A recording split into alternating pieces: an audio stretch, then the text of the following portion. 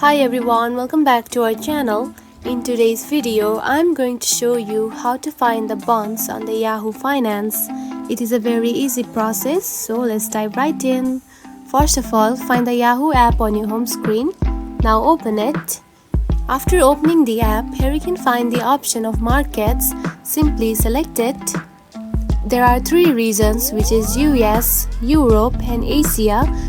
Tap onto one of the regions that you are interested in, just like this. Then scroll down, just like this. And in the assets option, here you can find the bonds right here. Now simply select it. Now here you can find all of the bonds of the Europe market. Now simply tap onto view more bonds. Now these are all of the bonds that is of the Europe. And that's it. This is how you can find bonds on the Yahoo Finance. Now do the same process for the other regions also. If you found this video helpful, don't forget to like and subscribe for more tips. Thanks for watching.